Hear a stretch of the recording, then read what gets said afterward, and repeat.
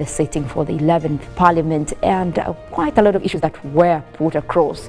And I think also it did, one thing for me I did grasp is it put a little bit of calmness to one of the issues that have been going around surrounding the anti-homosexuality bill that was put into law now.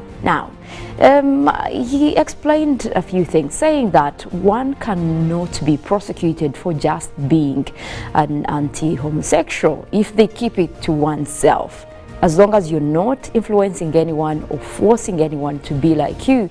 And he did say, according to medical experts, it is something that is not by genes, not through that, you know, it's not something normal. So people won't be prosecuted for just being themselves, for being anti-homosexuals, or even you cannot fail to get medical help because of that. Now, at least it did put a little bit of ease, because a lot of people were thinking, now, what if someone wanted medical help and they are homosexuals? Would they be able to walk into a hospital and get the help they need? But he also did highlight those three key issues surrounding the law, and obviously, I think that put a lot of clarity there. But he also talked about a lot of issues, and I want to engage the gentleman here. What was their pick from the State of Nation address? Robert? Good morning. It is a great day that the Lord has given us this Thursday. We had the State of Nation address, and to me, I want to say that's kind of a bit of toning down, I must say, when His Excellency, like you rightly said, that's what I psychologically disoriented the homosexualities. We may not criminalize that. However, when he says that we do not deny anyone treatment because they are homosexuals. Yeah. They get that treatment, this will need counseling, but still mentioned elements where this is a crime, as the law clearly stipulates. And he said there is even room for us to look at in case there are some areas where maybe this seems a bit tough. But for me, the element of tourism greatly took my attention into this. And the president still emphasizing on economic empowerment through the parish development model. That is to see that 39% of our population that are out of the money economy, getting them into the money economy. I found that also something that was very timely at this time, because government has invested so much in the parish development model, and government is optimistic that if this works out very well, most of His Excellency, this will be the vehicle that will get us to that long-awaited destination. But away from that, yesterday was World Food Safety Day. And it was on the theme, Food Standards Save Lives. But as that we were celebrating, we had over 120 trucks parked at the Uganda and Nimuli border, because the South Sudan Standards Bureau rejected our maize. Rejected about, I think, 40 trucks of our maize because the maize contained aflatoxins. So they couldn't enter. Ugandan side carried a rapid test and cleared them. Now when they entered into South Sudan, the trucks are still there. And people dealing in this are asking the South Sudan government to allow these trucks come back home, because it seems the maize they're having has been rejected because it has aflatoxins. Taking you back, even Kenya rejected our maize at some time because of aflatoxins. Now, statistics go ahead to say that 1 in every 10 persons is suffering from a disease as a result of food contamination. And I find this, if you're talking about increasing production, value addition, then we must also sort some of the things that work with food standard and food safety. Otherwise, we may not go any far. Well, we also need to actually make sure the quality is what we're exporting, because we might be looking at most of those issues happening with our neighbors, especially if we want to keep exporting our products. And value addition, like you say, that is also something that President Museveni did emphasize yesterday. Ugandans should be thinking more of how we can actually move into value addition other than, dealing with raw products. That will actually keep our economy quite down. Felix, what is your takeaway from yesterday's State of Nation address? Well, of course, yesterday His Excellency did come and try to make mention of some of the few things, because in our expectations that we had discussed here, many things were not touched. Some of the questions were just brushed off. But of course, the reaffirmation in terms of security, that was quite a good one. And sometimes I like the honesty of the president when he comes out to throw the subordinates of his under the bus, like when some of the documents that he had actually read, and he, I don't know if it was jokingly but he says he doesn't believe what Ministry of Sport, Finance is projecting in terms of GDP growth. So they cannot postpone development. And he was kept on questioning them, why do you want to look at it in terms of 2040? So should we be confident and happy with the situation as it is today? I think for me that was a bit courageous for him. But he also, the good thing is that he came out to give alternatives in the reverse in what should be done to eliminate poverty. On top of that, the expectation is that things will get better from his statement. He tried to give us hope in various aspects. However, a lot leaves to be done than just what he has said. But also something quite good or joyous that happened yesterday was the agreement that was reached between the Ministry of Health and the National Water and Sewage Corporation, and they agreed to reconnect all the hospitals back on the national water grid. I think upon promise that by the end of the month they would have gotten a payment plan towards a clearing of the debt. This came in handy because I've had other institutions that are also aligned. In them we have various, I think barracks, but many. So at least for yesterday, a couple of news did fill the media space, but also not to forget the death of Katoro. Many people did flock his home in Motobe. And many things we are yet to learn about the late now. So many things. We got to learn about his previous livelihood, where we were told by family that he was a very talented person. I don't know if any of you knew that he used to be a super guitar player. He used to play guitar, both bass guitar and steel string. So you know that and he did a lot of developments. You can imagine his place of domicile is a person at some point, I think he owned Party Valley, he owned the TV station, but I think it had issues with Signet. He has been a career person, very passionate about arts and creation. I think he's also been known for criticizing bad productions, bad arts and all this. But of course the program did come out yesterday on how his body would be handled when it will go to National Theatre. I think that will be Saturday. I think early next week they're trying to create time for him to go to Parliament, and thereafter of course he will be laid to rest at his ancestral home that is in Nkozi. That's far much we've been told. So we do pray for the family. We continue to send our condolences as UBC, and of course as we mourn in Uganda, to the family, friends, and all God-loving people who will be friends of the late Paul Katoro.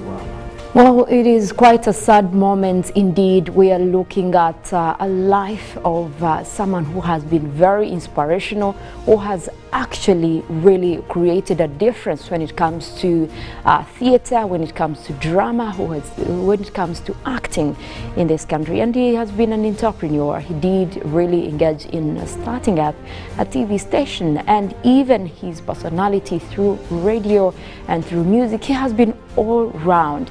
And I did look at some of the speeches that were coming out even from his colleagues, and one of those were from Honorable Muhammad Nsereko, and also the people he has been with in theatre.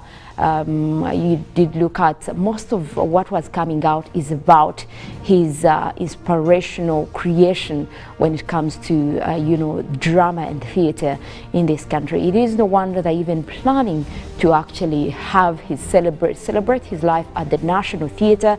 That is something they have planned to do. That will be on Monday. In the program that is coming out is they will also invite the members of Parliament to also come and pay tribute at that very event, and obviously that speaks a lot to how they are trying to actually respect his contribution in terms of theatre in this country, and we know that that is something that will still live on.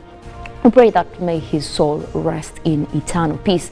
Now, there are a lot of stories that are also making headlines here in the country as well as internationally. We'll be going through those. We'll start off with the local stories. Robert. Well, we begin by looking at the State of Nation address yesterday, where His Excellency, the President of the Republic of Uganda, Yoweri Kaguta Museveni, envisioned progress in socio-economic aspects of the country as Parliament entered the third session. Museveni wants Ugandans to embrace value addition as opposed to selling raw materials to other countries. This, he said, as he opened the third session of the 11th Parliament, where he vehemently warned against corruption.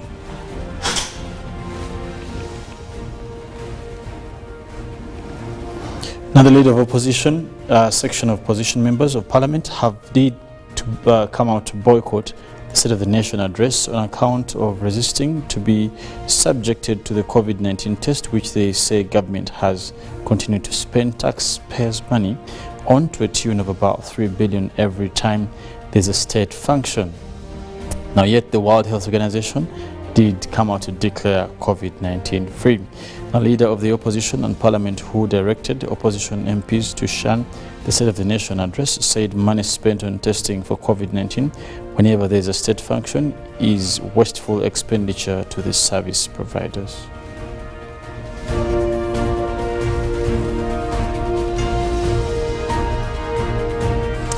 And moving on, towards the end of 2019, insecurity resurfaced in Karamoja sub-region, characterized of house-breakings, killings, road ambushes, among others.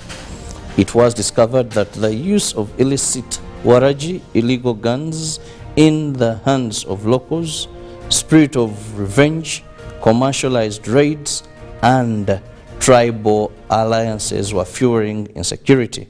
With President Museveni's State of Nation address on security, it gives an insight on the state of affairs in Karamoja sub-region and whether the Karamoja warriors have lost the appetite of the gun since 2019, when the region slid into a state of insecurity despite the recent executive orders given.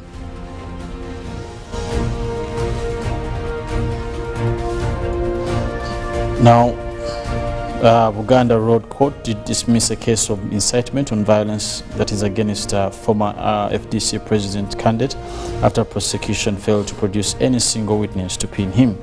Now, in May last year, Dr. Besigye was arrested for allegedly protesting against the hiked prices of commodities, including sugar, soap, bread, and cooking oil. According to the prosecution, these actions would lead to destruction and damage of property to Arua Park in Kampala. And in giving the ruling, Magistrate Seyino Uwomugisha advised the prosecution that if it's interested in the case, they should reinstate it. And he also charged his, that is Dr. Chiza Besigye. Now, Dr. Chiza Besigye is now left to answer to one more charge in incitement to violence with his co-accused Samuel Rubega Mukaku before Magistrate Asuman Muhumuza. Now, in the international stories, millions of people in North America have been advised to wear N95 masks outside due to the poor air quality, the levels that have been sparked by intense wildfires in Canada. New York will begin distributing free masks on Thursday, and Canada said that the people should wear a mask if they are unable to remain indoors. Officials warn that the dangerously smoky conditions are expected to persist into the weekend. Much of the smoke is coming from Quebec, where 150 fires are burning and more than 15,000 residents are expected to be forced to evacuate in the province, officials said on Wednesday. It is already Quebec's worst fire season on record, and New York Governor Kathy Hochul announced on Wednesday that New York would distribute 1 million masks to state residents on Thursday. Now, the breaching of a major dam in southern Ukraine will have a catastrophic effect on locating landmines, the Red Cross has warned. Thousands of people have already been evacuated from parts of Kherson region as water continues to surge down the Dnipro River, which divides Russian and Ukrainian-controlled territory. Both Ukraine and Russia blame each other for sabotaging the Kakhovka Dam, and 3 flood-related deaths have been reported in the Russia-held Oleski. Yevhen Ryshkyuk, the town's exiled Ukrainian mayor, told public broadcaster Sasplin he believed that there would be more casualties. Now, BBC has been unable to verify claims by Ukrainian and Russian officials. In another story, Rwanda's President Paul Kagame has sacked more than 200 soldiers, including senior military officers. Major General Alois Muganda, commander of the Army's Mechanized Division, and Brigadier General Francis Mutiganda are among the 16 officers who have been dismissed. Another 228 soldiers of other ranks have also been kicked out. The statement released by the Rwanda Defense Force in the early hours of Wednesday gave no reason for these sackings. The move comes a day after Mr. Kagame reshuffled top military officers, firing a defense minister and army chief at the same time and announcing their replacements, uncommon in Rwanda. General Muganda is a graduate of the U.S. War College and served as a commander of the Reserve Force from 2018 to 2019. And General Mutiganda has been head of the external security in the National Intelligence and Security Services until 2018, when Mr. Kagame redeployed him to the RDF headquarters. And in climate news, as more than 400 fires raged in the forests across Canada on Wednesday, climate scientists say climate change worsens wildfires and vice versa. Muhammad Reza Arizeda, a climate data scientist affiliated with Massachusetts Institute of Technology and McGill University, says there are 3 major ways in which climate change is influencing the wildfires ravaging Canada's forests at record rates. Now, climate change has a direct and obvious effect of raising temperatures, which will dry out vegetation more quickly and more completely, Al-Zayda said in an interview on Wednesday. The second part of the puzzle is that the frequent lightning strikes that start fires. Recent studies show that the climate change is significantly increasing the number of lightning strikes that are happening, he added. And the third factor is the windy weather that fans the flames.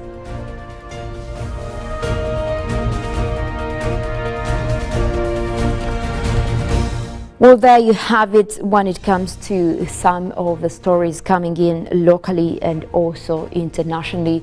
But we also have more making headlines when it comes to our dailies here, and some of those coming in from the print media.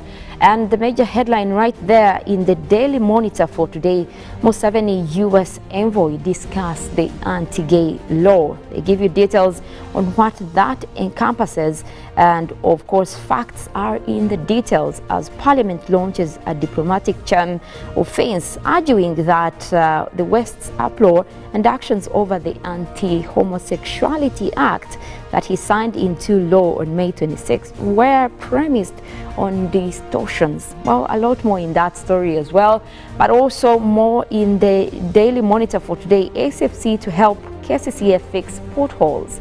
Well, that is also over there.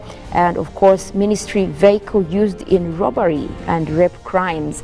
That is a story for you. They also give tribute and take you through the life of the late Katolu Wama, and also give you a list of police promotions that is in there for you as well. But also looking at Uganda ring-facing doctors internship for the rich, says UMA, and of course they give you that story on the 60th page. But also more in the paper that you can grab for today. And obviously one thing is really catching my mind here when it comes to the stories that are being put across, especially with the ministry vehicle being used in crimes. I don't know how that is related. We're seeing a lot of weird things happening lately in this country, but also the robbery part of it is quite disturbing. How are these government officials getting involved? I don't know. Robert, you always do investigative journalism with some of those reports. What do you think about this particular one? Well, first, this is not the first time or second time. We saw a number of these cars in cattle theft. And but actually what happens sometimes, it is lack of supervision from the people where these vehicles are attached to.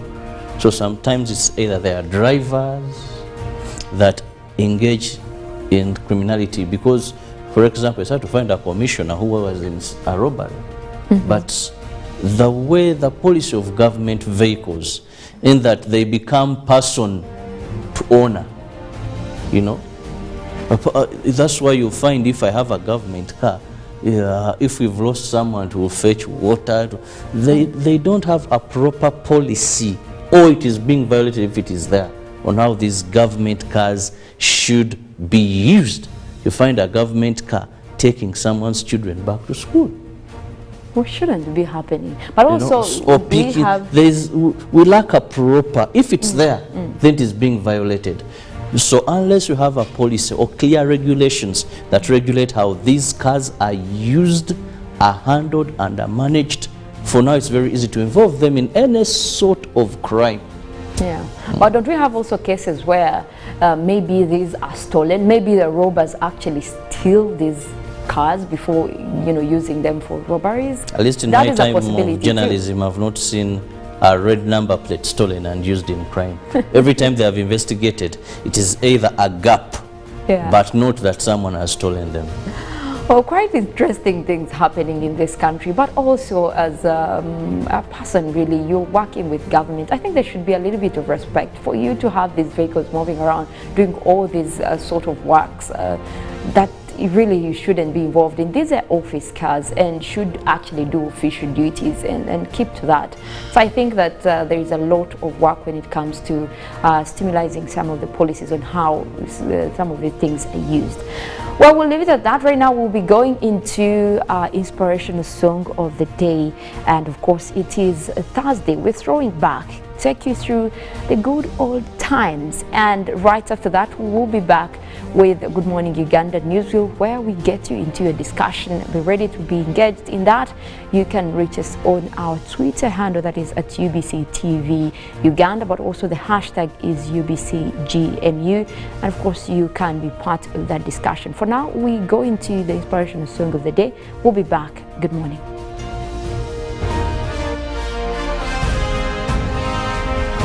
Live from UBC Studios in Kampala. This is Good Morning Uganda.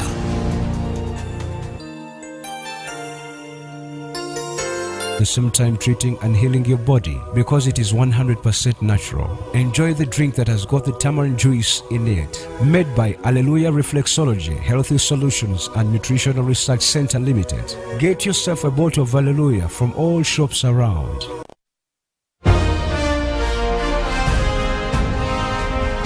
Live from UBC Studios in Kampala. This is Good Morning Uganda.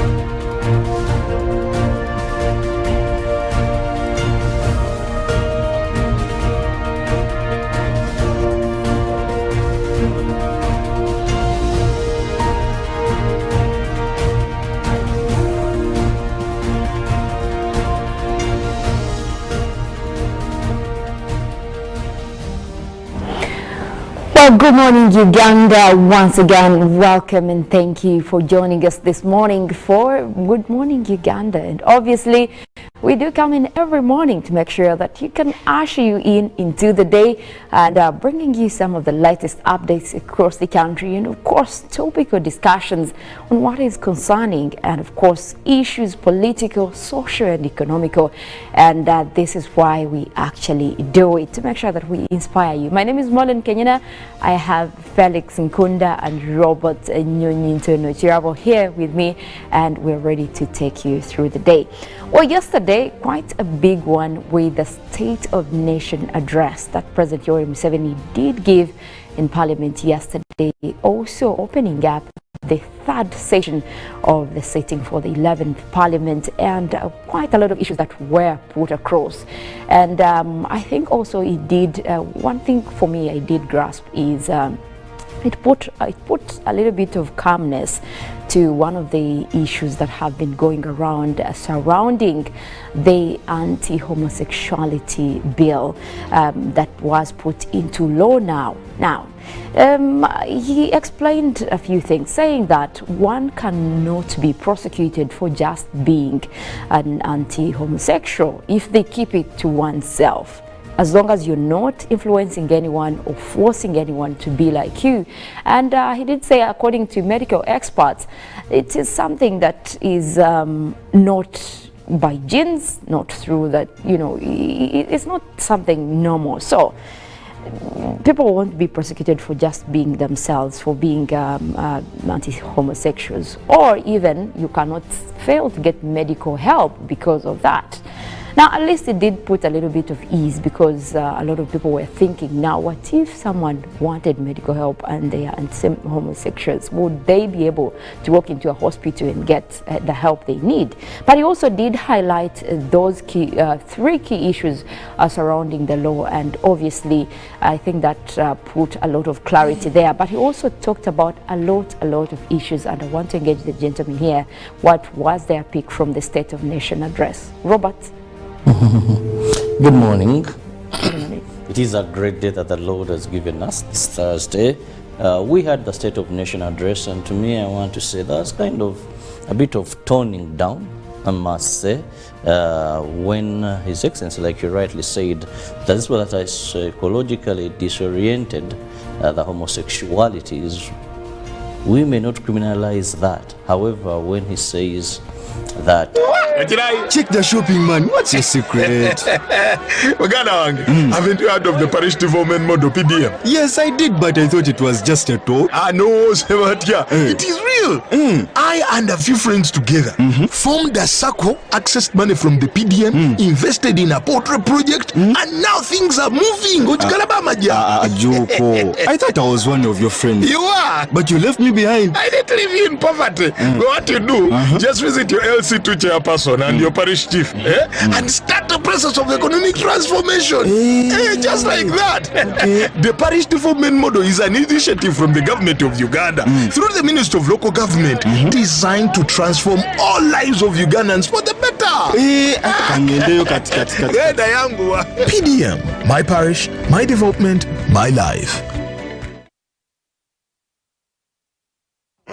This is the University of Africa. On the streets, you get your real education. Here, everybody has a degree of something. But the most important qualification is imagination.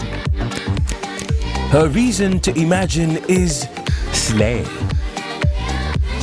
His reason is to be the goat.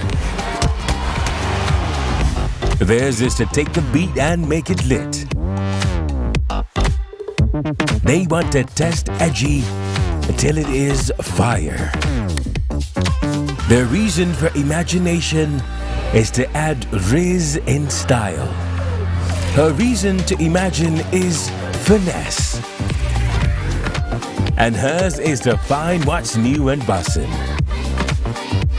So no matter what your situation, just use your imagination. The Magical Egypt Tour 2023 is here. A heavenly miracle waiting across the natural and divine attractions of Egypt, such as Cairo, Giza Pyramids, Saqqara, Memphis, and many more that will offer the gift of a lifetime. The chance to unlock all of the hidden powers of mind and soul, gain the enlightenment of the past and the future, and develop the power of healing. Departure will be Friday 16th up to 23rd June 2023. Basic package starting at $1,200, 8 days and 7 nights. To register, come to Gotove Tours and Travel at Nalkwago Complex Suta, UG's Extender, George Street, Nakasero, or call +256 758 530 059 or +256 784 568 392 or WhatsApp +256 782 556 078. Only few slots are left. Powered by UBC Television.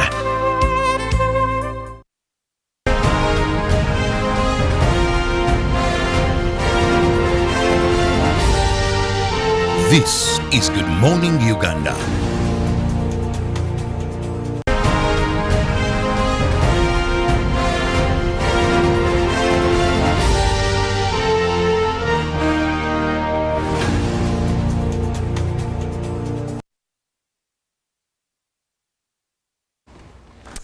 Well, many thanks for joining us this morning. We are at Newsview, where we get to discuss something very, very concerning at a point, and we're looking at the trade between Uganda and South Sudan, and of which specifically we're looking at the trucks that have been stuck at the Nimule border due to the rising concern from the South Sudanese government, especially about the quality of the maize flour that is being exported into Sudan. Now, according to the South Sudan, they're saying that some of these did not match the quality. Out of the 150 trucks that have been stuck at the Nimule border, 40 of them were actually tested by the Standards Bureau, and they did find out that they actually contained aflatoxins, and this was also revealed by the ambassador of South Sudan to Uganda, speaking that on behalf of South Sudan. And also we do understand that there has been a call for engagement, because for a week now truck drivers have been wanting a solution from both governments, for South Sudan to tell them a way forward, or even Uganda to come out and give them what they should do, because they are stuck there with their products, and that means they're losing money, and also not to mention the fact that they are unable to go to their families. So they did actually the traders and also the Regional Heavy Truck Drivers Association have asked government of South Sudan to meet with them to discuss a solution on this very matter, and of course also concerning the fact that they also have a responsibility to the people that are sending the maize flour, because these are drivers we're talking about, meaning that they also have pressure from the people that have given them the products, but also where they were supposed to deliver them. And now the concern comes in. Also, we did see the fact that the Uganda National Transport Alliance has also asked the trucks that are released as that they be released as they wait for the results from the samples taken from the flour. That is 3 weeks ago, but also that's kind of a stretchy time if you look into it. But we want to understand, this is not the first time that Uganda is getting into issues when it comes to maize flour. Is it about the fact that we're not checking our quality, or is it that we have relaxed the fact that we get markets elsewhere, so we continue doing that and we're not checking our quality?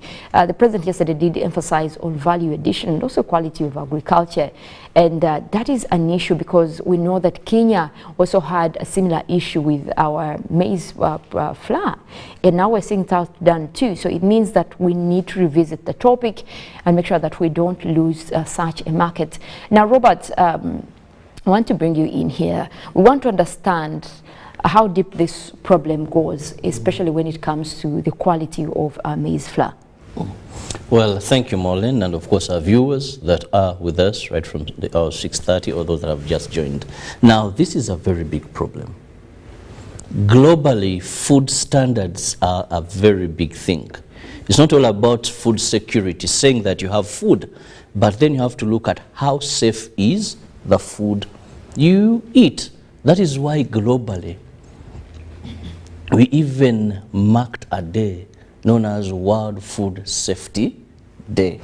That on this day we create awareness concerning the foods we eat, how safe they are. For this particular story, this is something that is a threat to our economy. One, there are crops that we grow here and basically contribute so much to the livelihood of the ordinary person. Coffee, maize. At one time, there are those that spring up like vanilla. So many households in Uganda here are into maize farming. They grow maize. Take the eastern region, take central here. Even this side, Hoima, Masindi, you find a huge land covered by maize plantations or maize gardens. Now, when we talk about aflatoxins that Kenya one time said no to our maize, South Sudan, through the South Sudanese Standards Bureau, said no. Out of the 150 trucks, we've been able to find about 40 of them that have extreme aflatoxins, and we can't allow this maize to be consumed. Can't allow this flour to be consumed by our people.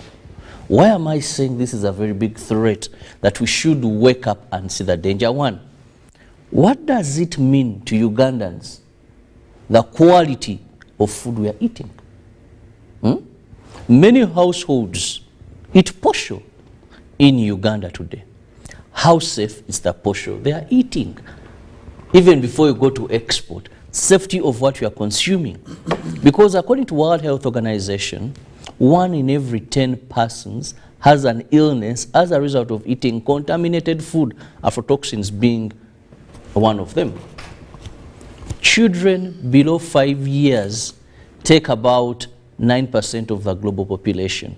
Yet, 40% of these are suffering from a disease associated to contamination of food. So as Ugandans watching us this morning, you eat posho or any other food, what does it mean to your health? 2, what does it mean to the farmer? Because when we talk about maize flour, Mollen, there has been a bit of value addition. Because this is not just maize as you've picked it from the garden. They have added value and made it flour. They have packaged it. So there has been value addition. And it is going for export. Now, export rejects it. It means that this ordinary farmer, this farmer who is growing this maize, is going to lack market for their maize. And we remember very well during the time of COVID-19, when we had issues of our border, how our eggs here, a tray of eggs, I think even went to 5,000. Maize, a kilo, had gone down because we couldn't export effectively. So we rely so much on exporting to countries like Congo, South Sudan, Kenya. Now, when what is being grown by the ordinary farmer is being rejected, it means they'll lack money. Today, you are investing so much in the parish development model, and one of the aspects in the parish development model that you are focusing on is farming, value addition, increased production. That is pillar number 1. Under the parish development model, we need to produce first and produce so much, then market that, then add value to it. So, if your farmers are producing, or what you're producing is not safe for consumption of the ordinary people, not safe for consumption at export level, and it's rejected, that will mean these investments do not bring good money. So, economically, it has an effect. Health-wise, it has an effect. I saw the truck drivers eating part of the rejected posho, saying, but for us, this is the posho we are eating. We have now been here for 3 weeks, and we are eating this very posho that they have rejected. And they are saying it is safe if you are consuming it. But I've told you these are diseases that come over time because these are not safe to eat. So we must ensure that we fight these, because aflatoxins either come in during harvest and post-harvest. When you pick this maize from the garden, do you pick dry maize? That is one. Dry maize.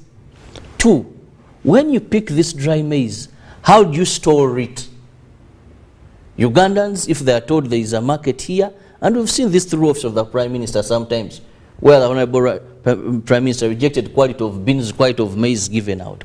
When you pick, and this, because there is market now, they just pick anything. Then they store it in a poor method. These attract the substances we find in the maize that people are rejecting. That is why you see Uganda Coffee Development Authority is harsh on coffee farmers. You must have taplings, you must do this, they arrested this, because these are the challenges. And I want to tell you, we cannot have value, we cannot have increased production. Then at the end of the day, we talk about value addition, yet we've not looked at standards. And standards, food standards, begin right from planting all the way of the value chain to the final consumer. Well, Robert did bring out very good points, especially when it comes to how we curb this issue. You are looking at toxins that usually come in, you know, before, that is during harvesting and post-harvest. So it speaks a lot to how we want our products to go out there. Because simply, by the way, if you look at what aflatoxins are, these are naturally occurring toxins and usually grow from a fungus that affects these products, especially when you look at maize. So it is something that grows in if you're not storing it well, also if you do not look after the maize when it is being harvested, also when you're storing it. But also not to add that these are also subject to issues like the drought stress and some of the insects. So it means that even at that point, it should be really up to the farmers to also engage in good practices, especially when it comes to taking care of such mass production. If you are looking at, the way that we're going to raise our standards in terms of exports, this should be key. This should be something that we focus on. And we are now looking at, like Robert did put it across, exporting our maize to most of these countries. Like you talked about South Sudan itself, but also you look at Kenya, you look at some countries, DRC. These still need our products. And we're now going into this free trade area, especially not just for East Africa, but for Africa as well. So you don't want to be, as Uganda, looking at a market around you, but also if you are looking at this intercontinental free trade area, how do we maximize our standards? And also there has been a call when it comes to East African countries or East African community about the trade standards that we have. And this is where I want to bring in Felix.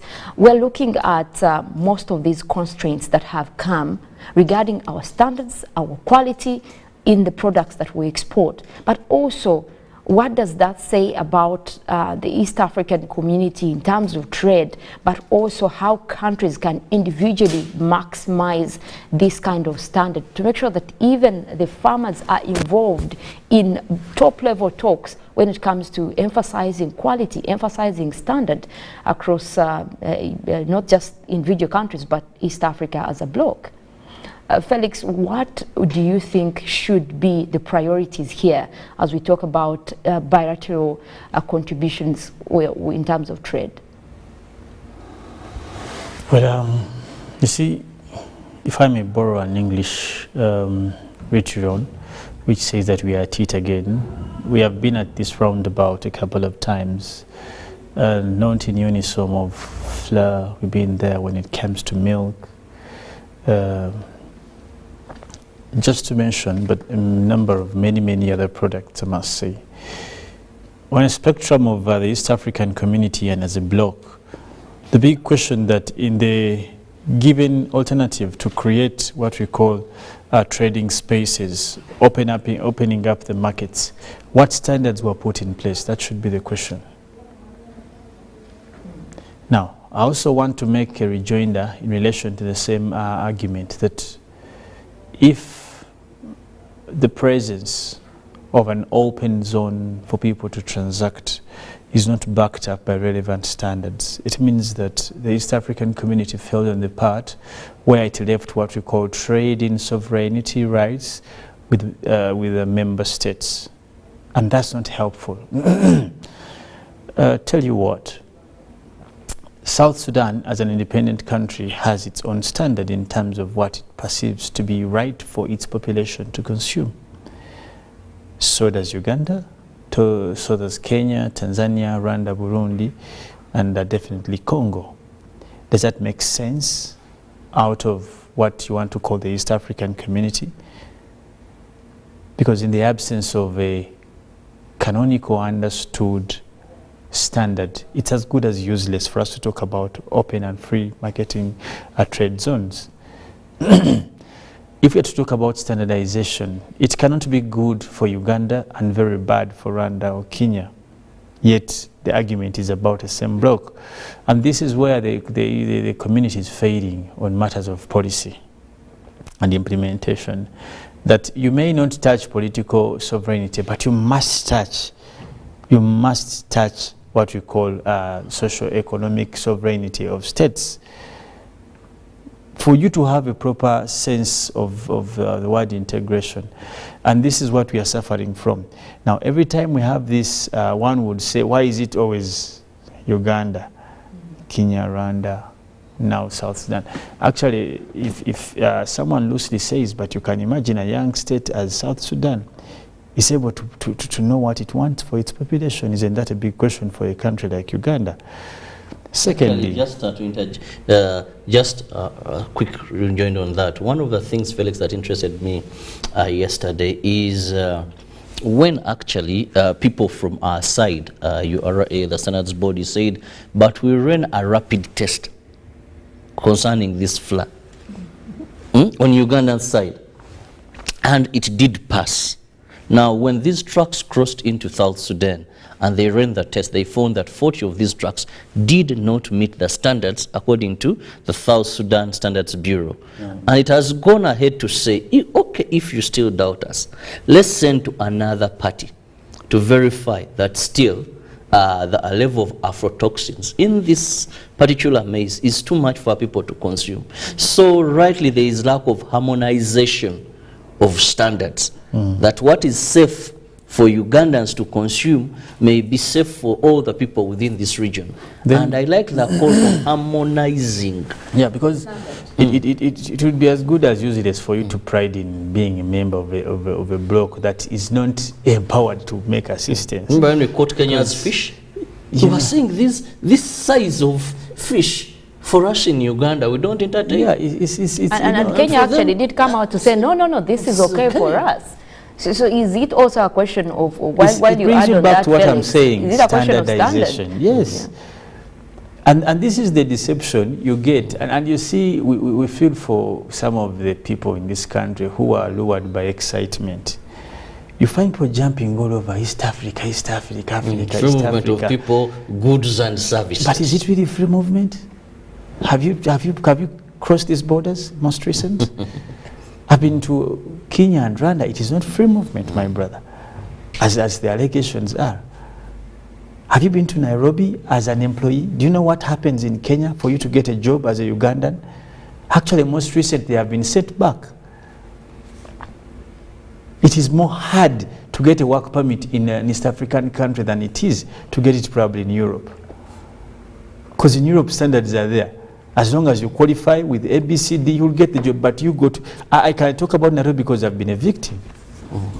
You can't just go and practice there because, but you're talking about it. This is the deception that I don't want people to be deceived in terms of, you can massage you and pat yourselves, we have achieved. But have you in depth and conclusively achieved?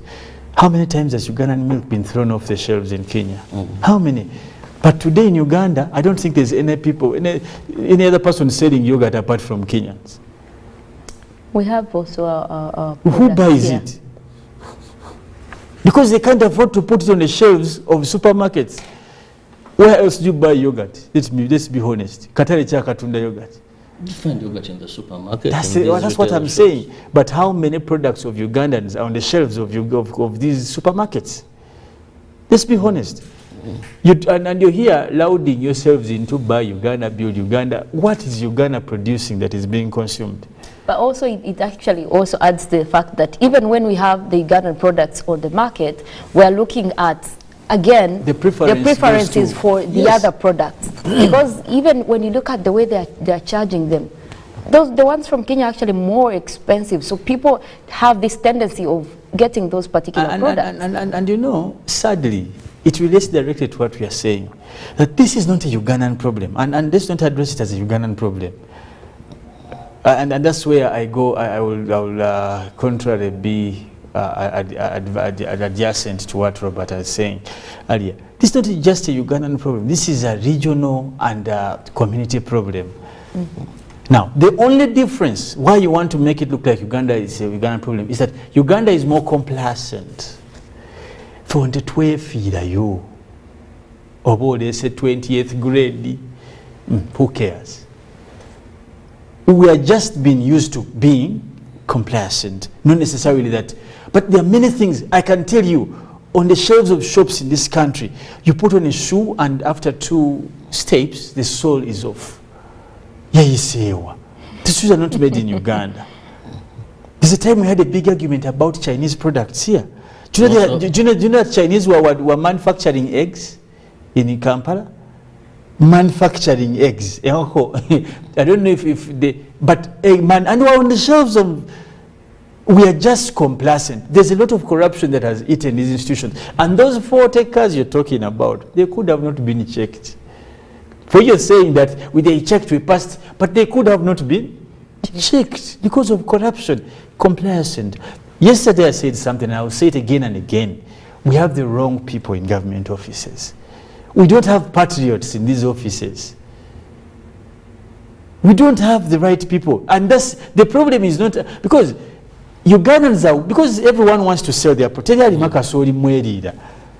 apart from subsistence farming. But tell them what to do. The standards bodies, tell them, educate them, assist them. But because of corruption, everything is passing. Today you have people teaching our children from nursery to university who are not even educated, but because they went through institutions buying papers. When you see these failures, don't think it's the child who's stupid. It's the wrong person in front of the children, and that's where it starts. You have the wrong person in almost every office, and the president yesterday said the same thing. Even in the army, he told you he's struggling. Now they had pacified the northern part, the Kejong, that corridor. Not until it is on what? The UPDF. He said you have got some people, but now we are struggling with the disarmament again. But why? Because of the the effect of corruption is central in these problems. And you will be surprised that other countries are not willing to close an eye for the good of their citizen. But what are we doing as a country? Everything wrong, it's us. Everything wrong, it's us. When you get to find out about those inflatoxins by the time you know, you'll be someone who slept on job. And secondly, you know, when you institutionalize an approach to a problem, it becomes easy because you know the chains of accountability. But in this case, if I ask you a question, head of, who do you blame for this? Who's responsible for what's happening in South Sudan? What would you tell me? Is it the people who checked on the border? Is it the drivers? Is it the farmers? The farmers? Who? Do you know why it's hard for? We don't have systems. Who tests this maize? Should we have a centralized place? that anything for export, probably the Ugandan Export Bureau or something, or commission or society or association, where we should have this, because before you know, and that's why when His Excellency comes out to always talk about value addition, these are some of the challenges. You cannot go to that not having cleared this. You can't start reading papers from sports. It is the headlines that lead you to. Yeah, for example, you can't start from 12. Even if you count, you're a very smart person, we shall question it. So first we want to start from 10 to count 100 and what. Let's first clear all this backlog. Which institution should assist us? When you say you're going to send us this service bureau or what, look at its capacity. Is it available at every border point? But should merchandise, agricultural produce be checked at border point? Because someone has already invested at that point. How much information do the agricultural institutions have and individuals? Because the causes are there. Kirabo, you know them. Mollen, I know them. You can look up storage. How many farmers have this knowledge? Or for them, they learned one thing: Simba Kasori or Nonyakatari. But in terms of storage, it's jeopardizing the entire standard of the country. The entire country, because when they're talking about maize that is being sent away, if they're not saying Kirabo's maize in Chagwe, they'll say Uganda. Mollen's maize in Nakapi. No, they're saying Uganda's. Now, you're talking about increasing export value. Who's going to buy that garbage? People in US eat posho, Fulabari, just Mexico. Actually, Latin America, they consume a lot of flour. Now, these are potential markets, but when they hear this mediocre approach to trade, everywhere you go, they are chasing your maize. Now you want to go and bring an investor from Sao Paulo in Brazil and talk about what? Because you're giving them grounds to reject this. So let's quit being mediocre. And this goes majorly to supervisory institutions. Secondly, this whole, it's actually noise. Let me say noise. This noise about East African community. You may have to shout those things under the bed. There are many loopholes we can get you off. There's a time this country's borders and this directly into trade was closed for how many years? Did you hear any statement from East African community? If it was there, why was it underground? This is a community that is fully fledged by an act. It has a treaty, plus additional protocols that are supposed to be activated. This discussion of Eastern community is actually missing a lot of things. I've told you, today go to Nairobi and someone can challenge me. How many people were sent back to Uganda? Professionals. And most of them were forced to marry Kenyans because they wanted to keep their jobs, to legitimize their stay there. Where we talk about free area of, those things are not helping. Now they are throwing back your goods. Last time I saw, I think Kenya had thrown back milk. Honorable Rebecca Kadaga had to chip in and say, Banang, this is enough. She had to sort of like, roll her cups and that's how. But then after, the milk was taken. So was the problem the milk? You've heard the stories about sugar. So who is the fool fooling the other in this conversation? This is an East African problem. It's not a Ugandan problem. Clearly. Primarily, it's a problem of the community. Uganda has its faults, but the community is sleeping on job. In terms of standardization, if I may add that. Yeah, clearly that is something that should really be key, especially when you talk about standardization. And also when we're talking about quality, our worry is not just on the exporting part. What does that say on the products that are even circulating in the country? If we're saying this is, the local consumers, is this up to standard health-wise? Is it okay for us to be, kind of all right with the products that are available? Also, I think that should be something that concerns us, especially in terms of health. And we want to look at how do we now harmonize the issue, because this is something that needs to be handled chronologically from the very start, at each particular step, planting to, taking care of the maize itself, or these other products we are talking about, even when it comes to dairy. Before, and like Felix did talk about it, before we are exporting this product, this should already be put across. And Robert, this is where I want to engage you. How do we now come in to help the farmers at that level get the standard that we need and the quality that is needed, not just for export, but also in terms of local consumers? This is something that we need to emphasize. Well, Mollen and colleagues, I must say, Uganda, we boast of our backbone being agriculture. And you know what will amuse you? Where we say that our backbone is agriculture, you find that 70% of our people in agriculture are peasant farmers. They grow to eat. You have about 40% in commercial agriculture. Now, if your backbone is agriculture and you cherish that, yet you have majority of the population in agriculture, in subsistence farming, that statement alone means then you've not known or prioritized an area that should be prioritized. Today, the president is talking about commercial agriculture, saying how do we bring the 40% in subsistence agriculture into commercial agriculture? Because that is the only way now when someone knows that what I'm growing, I can pay school fees, I can do this, and you can regulate it properly.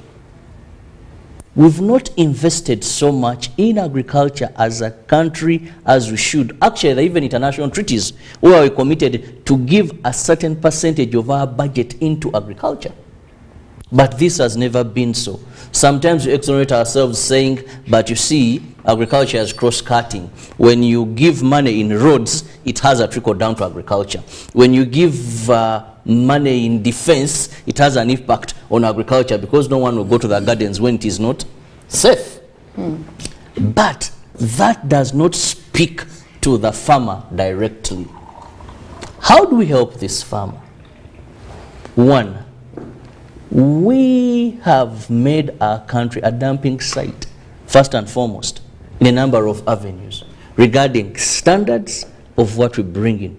Look at how many fake pesticides today are on market. You go, you buy a hole, you dig, it bends, a slasher, it folds. So, one, we need... In fact, I remember, just sorry about that, the late Katuru Wama, one of his commercials was very quite humorous, and he said, sausage. So when you talked about, and as a farmer, you have experienced this. You buy a hoe that can't dig for even a full month. When I was young, I think I was 11 years, my mother gave me a hoe until I finished school. Now. Yes, same. I've bought for my boys at the farm. Every day, first even had to ask them, it is as small as this. What happened? But for the last over 20 years. Yes. So quality of what we bring in, the pesticides, the holes, what is needed, must first of all, because some of these then in turn have an impact too. We need to organize people in farming. We need to organize them. I want to tell you there's so much disorganization. And I don't know why certain things that were once in Uganda tend to go away. People like Brother Ratoro and other many people who have lived for some time. Chibidangu. Those who have lived for some time will tell you. The 70s generation. We used to have extension workers and veterinary doctors. Sometimes we talk about big population, but when the population is increasing, you should also plan for this. And what did these people used to do? Because I remember I was a very young boy home. You'd be home and then someone comes either on a bicycle or they had certain type of motorcycles. Where is mommy? Where is daddy? We go to the garden. And he would tell them what they have done wrong in the banana plantation. He would talk about post-harvest. He would talk about harvest. He would even tell them this is how you should store. These climate changes, more than things that you suffer with today. And people will testify to this. these guys, these young men and women would move. Veterinary doctors, we didn't have phones by then, these mobile phones. But this man would wake up. I remember along Entebbe Road, we had one, we had nicknamed him Nume. He would have this, I think that's why they carry this examination. Then he had a motorcycle that had red number plates. This man would move through the community. Even if he just hears a sound of a cow, he would come. Because I remember I just bought a cow today, and tomorrow everyone was asking, but how did this man know? And say, no, I was driving through, then I heard, so I came free of charge. Could look at the cow, examine it, tell you proper feeding, how to look after the milk, then go away. No money paid to him. These are facts we had. And he would ensure that the cow is healthy. If it needs treatment, advise, go and do this. Today, every time I hear we've recruited, government is recruiting. Under patch development model, we made recruitment. Where are these people? A farmer is on his own. Now they go to people who are very crafty. You hear this, but I guess these guys want money sometimes. 50-50, if you have 1,000 people attend at 50,000, how much money have you made through the farmers? Come, we teach you maize, new maize that has come. Come, we teach you this. Government officials who are supposed to give the relevant information are missing. If government is employing these people and they are being paid, because had they not been paid, we would see them demonstrating and doing katemba here. They are sleeping on duty, and that's why Felix said we have the wrong people in offices. These farmers don't know what to do.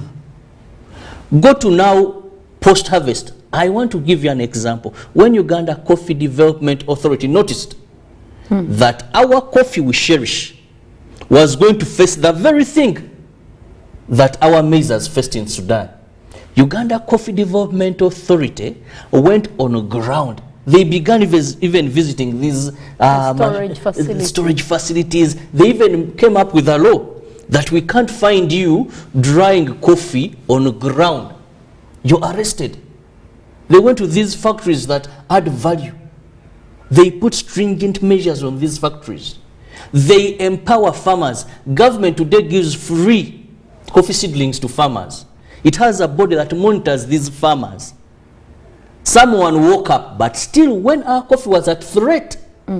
So we need to help this ordinary farmer know what to do. Because many of them are in subsistence, but he will have 3 bags, then Nkunda will pick 3 bags from me, goes picks 4 bags from Ratoro, and then he puts them in a pool and will take to a key exporter. They're not from one farmer. They are from a group of farmers. So how do you empower them with right information? How do we give them some incentives that they need? And finally, this regional standards. How do we harmonize our standards? Because Uganda is going to say, you cannot have coffee and they aren't aflatoxins. That is true, by the way. But there's a degree that can be tolerated, beyond which you're not allowed to consume that. Now, Uganda is going to tell you, for us we checked, and this maize passed that standard. Kenya, South Sudan will tell you, your standards are a bit low to what we have. Can we harmonize and have universal standards throughout? So that what a test that has been passed in Uganda means it's the same with Kenya, Tanzania, and we don't have our farmers worried that will this consignment I'm taking, will it be rejected? The business people, 40 trucks, someone is losing about 1 billion shillings. What we are losing. Well, absolutely, it does put us to a level where we now have to measure ourselves and see where we lie. And this actually speaks a lot when it comes to Uganda in terms of quality and standards. We need a level and we need to harmonize that. Felix, we are looking at way forward, solution. Your last take on this, just in about 2 minutes as we conclude. I've been here when Robert was speaking. I remember the number of times I've been put out of a queue when I was boarding an airline because I have some of the documents that are from Uganda, like a yellow fever card, like is it a PCR test? They have to re-examine those documents. Why? Because you're coming from Uganda. Not because every other person will be like, I got started at some point at some, and just someone just said, no, we have to check again. So embarrassing. Now that's what also happens to your products. It's what you're seeing in Sudan, it's what you see in Kenya, it's what you've seen in Rwanda and elsewhere in the world. Actually, in other places, they have been put off the shelves. Some places you go, they will tell you, no, we don't sell products from. Why? Same thing. Corruption. People who are not patriotic are filling government offices. But you wonder, where do they pass? Well, they look at qualifications. No. How are they going to judge No, patriotism? don't be lied, Robert. You see, those things keep them for your village teammates. Why? Because I remember one time his Excellency was talking about the fight to corruption, and he said, by then I quote what he said. He said that, I think he was referring to the State House and corruption, and he said, these people looked more at qualifications than people of integrity and character. Now, let me tell you. And if you don't have that, yeah, but how do you examine that? Unless you're not a Ugandan, let's not try to tell the tale. The problem, what brings that into play is nepotism, tribalism, sectarism, favoritism, all those things. You've seen the evidence is before our eyes. You go to some institutions and they are family institutions. But these are government dockets. But they have been familiarized. Okay? Other institutions have been tribalized. Now for them you have to speak a particular language. Even in an interview, the interview will be greeting you in that language, then you reply. If you mianga, they say next. This is a problem. Don't tell yourself that people who are qualified are here. And that's the most painful thing. Today you look for a profession in Uganda and meet them in Nairobi, but a Ugandan. I've been to Aga Khan in Kenya. Let me tell you the number of doctors, professional doctors who are the best. Tell you what, South Africa, go to the University of Witwatersrand, Pretoria. Out of every 10 heads of departments, 6 are Ugandans. Chintu, Kamya, Balikud. I was so shocked. The biggest number of professors in South Africa are Ugandans. Go to Zimbabwe, Lesotho. Why? We are having wrong people in government offices. That's what I'll say again and again. That problem will not end because the people who are in charge of institutions are not intentional about it ending. Absolutely. Probably, and this is why. You know what hurts me, Felix? Where the confusion comes, that sometimes instead of looking for solutions, now you'll find that this issue, instead of going down to the farmers, improving on standards, we are going to look for political solutions. They'll tell them there's no problem. We need to. And you will hear someone say, let the president intervene. So some of these things actually, what is coming across is is that this is not a political issue. Yes. We are also talking about the people that are responsible in these offices, and that the two of you did put across. One of our viewers is also coming in to say that we're slowly losing everything good that used to be as a country. And he adds on to say, may God deliver Uganda from corrupt and criminal-minded individuals in our rich nation. We do hope that this message goes to the people that are in these offices and they are not doing their job and are waiting for government intervention. Some of these things, if you're put there, you are the government at that level. So you cannot just relax and let Ugandan standards go down that way. And this is simply what we are also discussing here. We'll leave it at that. We do still have a lot of programming to take you through. We will be going for traffic updates. We'll take you through the weather. Later than that, we'll also be going for sports updates. And at the top of the hour, we'll be going for Good Morning Uganda Extra. But for now, we'll go for a short break and we'll be getting back, but also more looking at what is coming across in terms of our print media when it comes to East Africa. We're looking at the Daily Nation with a big headline right there. That is the MPs as well as World Bank right there in the Daily Nation warned Ruto on tax. That's a big one that you should be looking out for in the Daily Nation for today. But also looking at Tanzania in the Citizen, they're bringing out a big headline: multi-billion investment to boost that is barley farming, and they give you a breakdown of that, what awaits the growers, and of course in the country following a joint announcement that was done yesterday in Tanzania with the ministries but also the companies that are involved. You can get yourself any of those papers, and of course more stories that are in there that you can get to read on. We'll go for a short break and see you after that.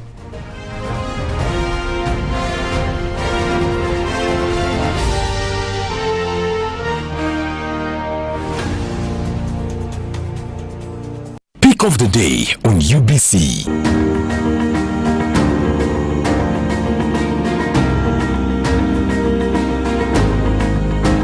Was brought to you by Get away with MTN Momo Advance. Momo Advance tops up your Momo to complete your transactions. Dial star 165 star 5 star 3 hash to apply. MTN Momo Advance is always available when you need it. When you talk about our motherland Uganda, the pearl of Africa, you cannot fail to smile because of the smile that fills the faces of the citizens. Our nice good weather and nature that sustains us all, that enables us all to continue each in their own way, because we are all different even according to each individual's work. But what joins us to become one person is the sweetness from the flavored drink Hallelujah Jingati drink and Hallelujah Tamarind drink. The flavor that quenches your thirst while at the same time treating and healing your body, because it is 100% natural. Enjoy the drink that has got the tamarind juice in it. Made by Hallelujah Reflexology, Healthy Solutions and Nutritional Research Center Limited. Get yourself a bottle of Hallelujah from all shops around.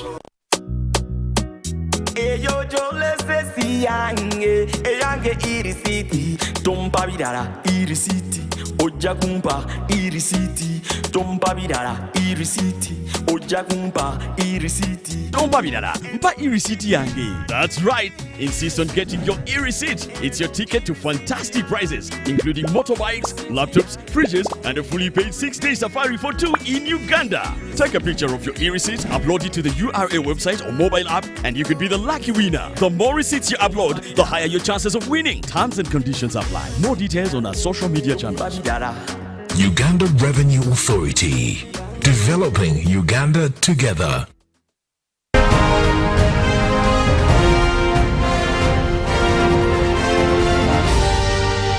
This is Good Morning Uganda.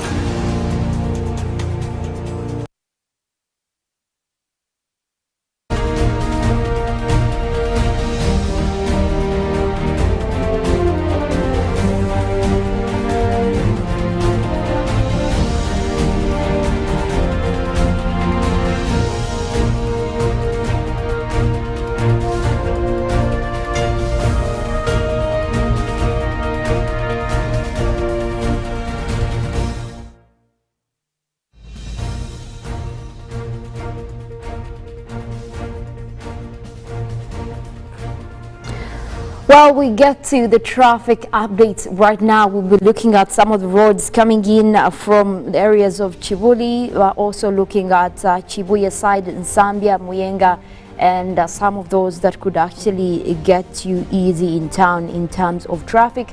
We're looking at Mbogo Road right now. It has clear traffic. If you're coming in from Muyenga, you might want to consider also that road, that is Mbogo Road, as well as the 8th Street actually, that is coming in from Namuongo Road as well, which has quite clear traffic for this morning. It should be easy to navigate. That goes through up to Chibuli side. So if you're also using again the 8th Street Road as well as Bogo through that area, that should be very easy to navigate this morning.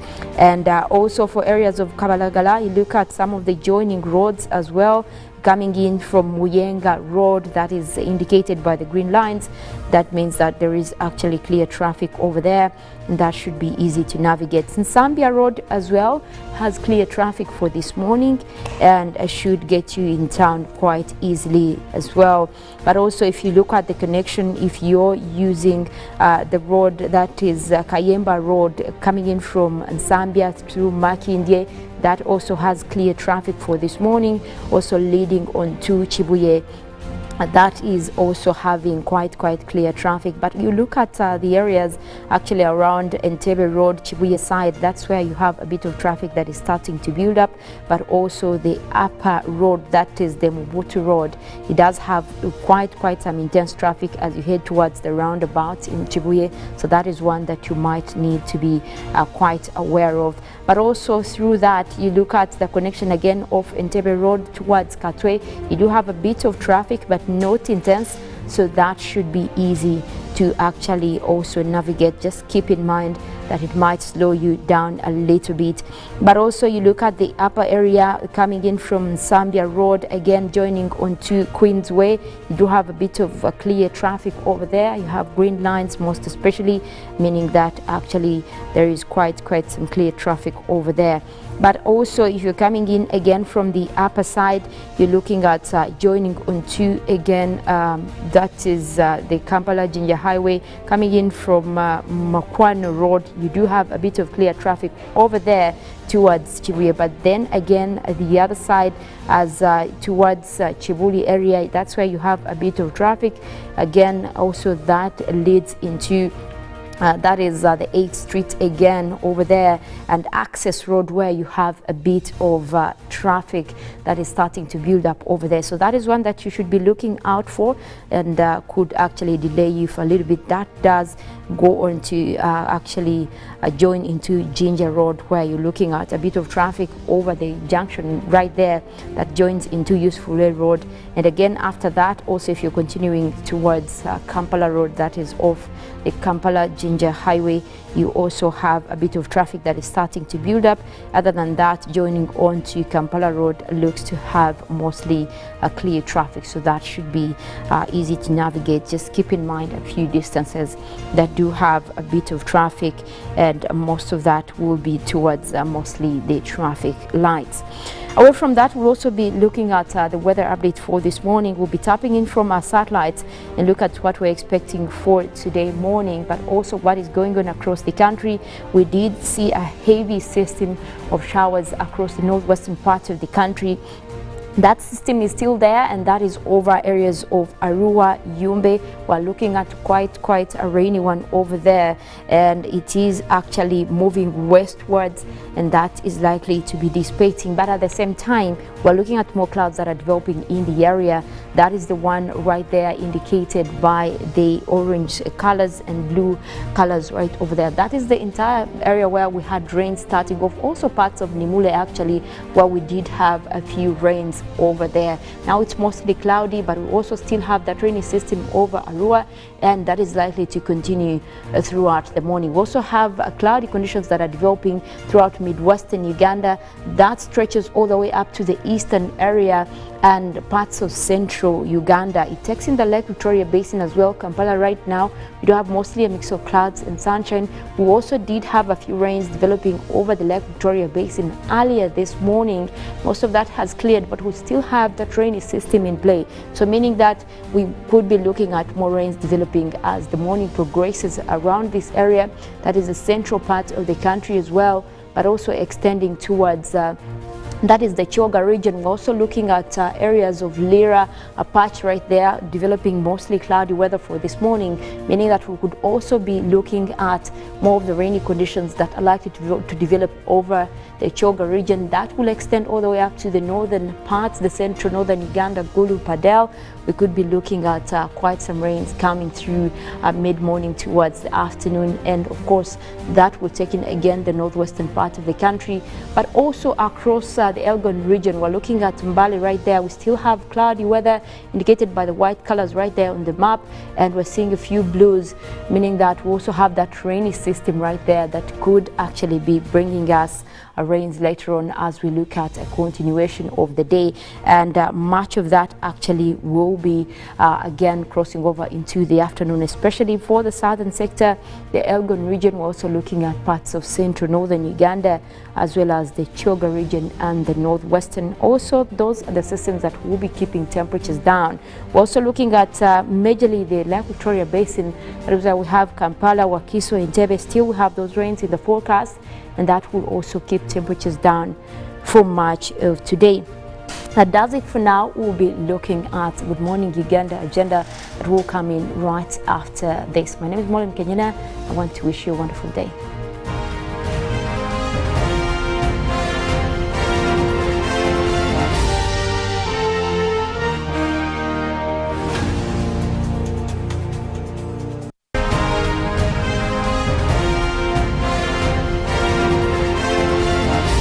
This is Good Morning Uganda.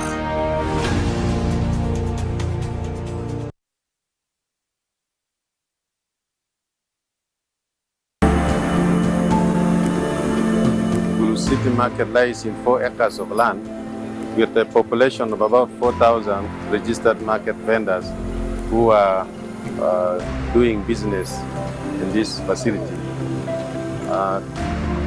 We really appreciate the initiative of the government to come up with this project that is benefiting not only the business community within the market, but the entire community within actually sub-region.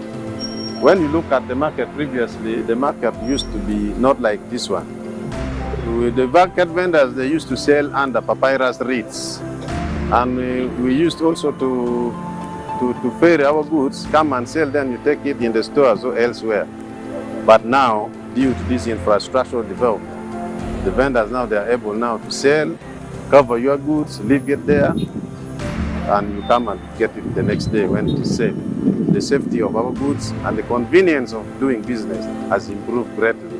That makes the local community very, very, very happy when they are doing business in the market now. I want to appeal to my fellow vendors and the community of the entire Chile sub-region that we need to embrace and support the government so that they continue also bringing us more development in our region.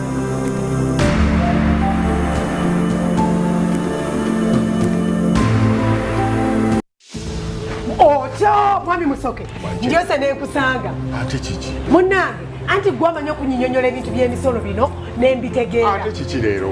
Mbadde ku dduuka nempulira nga abakyala bagamba mbu tulina okwewandiisa mu nkola ya IFRIS. Tukikolanga. Ate ekimbadde kituufu nnyo. Mbadde sikimanyi na ki. Eyo y'enkola egenda okutuyamba okulwaninga bizinesi zaffe mu ngeri ya digital. Etya. Oba olina okuwandiisa bizinesi yo mu IFRIS, osobola okumanya omuwendo gw'ebintu by'olina mu bizinesi yo, enfulumya n'ennyingiza mu bizinesi yo. Awo URA esobola okukola omulimu gwayo ogw'emisolo obulungi.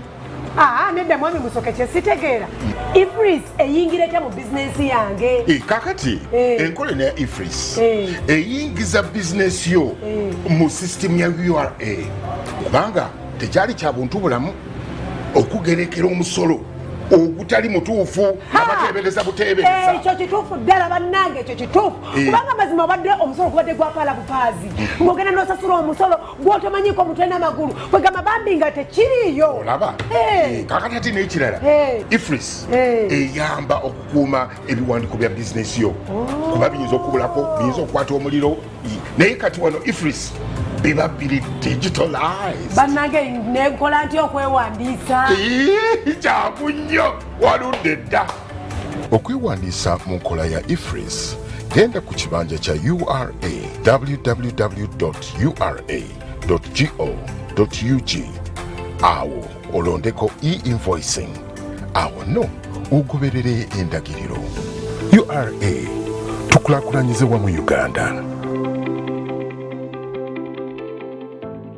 Pick of the day on UBC.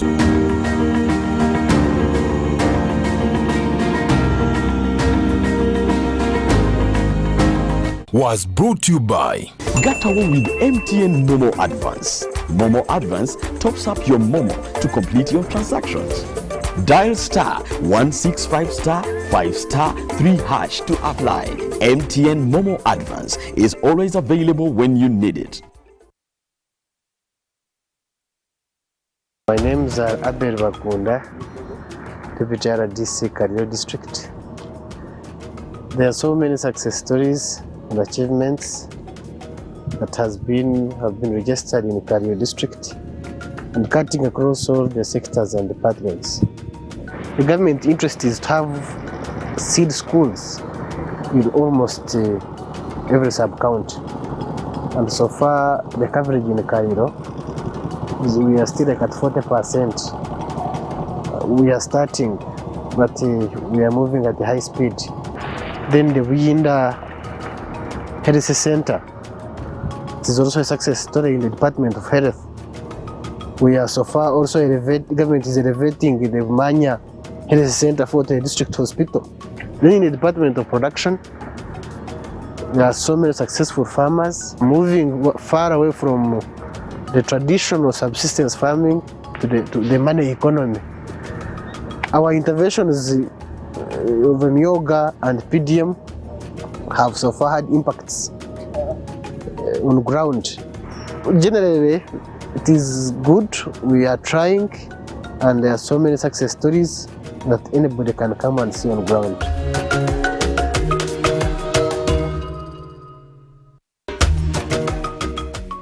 Amina gange ndetibona Kiranda Amina mu company Air Web Uganda Limited ndi member. Wemba member company eno weyeida twalinga tutuli bulungi ng'abakyala abe wakawaka. Ng'abakyala abe wakawaka tuemera ku baami baife nga bonkana abajamu nanda nga twidi nti abakyala tebakozesa ki nanda. UN Women weyeida yatuteekateeka yatwegesa okulunda engege ng'abakyala. Twatandika beno okudulunda n'okudirisa n'okolaki. Twafunamu ng'abakyala aba Bugiri district. Abakyala ba Bugiri district so far tuli abakyala 14 abakola project eya web. Abakyala 14 twayawula mu sectors. Mulimu abakyala ba production, abaliisa, mwaba abakyala ba validation, abongera engege omutindo bayongera ku omutindo. Twaba n'abakyala ba harvesting, aba harvestinga. Twaba n'abakyala abakola aba marketing. Sector dona diri trained. Era didi chedikola ki? Chedikola. Project eno tufunye mu ng'abakyala. Government yaife ne Uganda njebaza.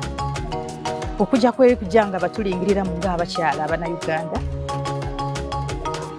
Eri kujanga eturobingira ebibiina bingi. We have UWeb, baleta parish development model. We have Myoga. Byona biri kwida muki mu bakyala oba mu bantu abaki aba Uganda.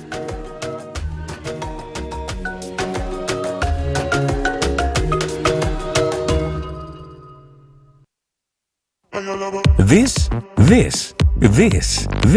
is the University of Africa. On the streets, you get your real education. Here, everybody has a degree of something. But the most important qualification is imagination. Her reason to imagine is slay. His reason is to be the goat. Theirs is to take the beat and make it lit. They want to test edgy till it is fire. Their reason for imagination is to add riz in style. Her reason to imagine is finesse. And hers is to find what's new and bussin'. So no matter what your situation, just use your imagination.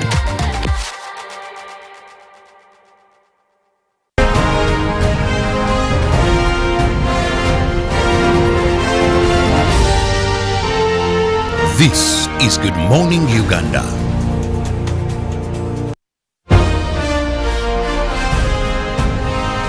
Live from Now Avenue in UBC Studios.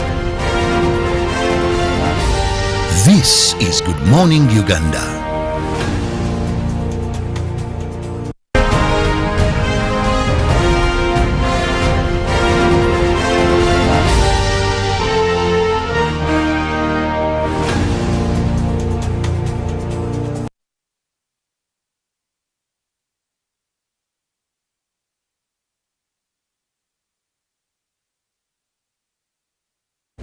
7 minutes past 8 a.m. Thank you so much for being with us on UBC TV, and welcome to Good Morning Uganda Agenda. Still a segment in our morning show that starts at exactly 6 Kampala Capital City Authority activities.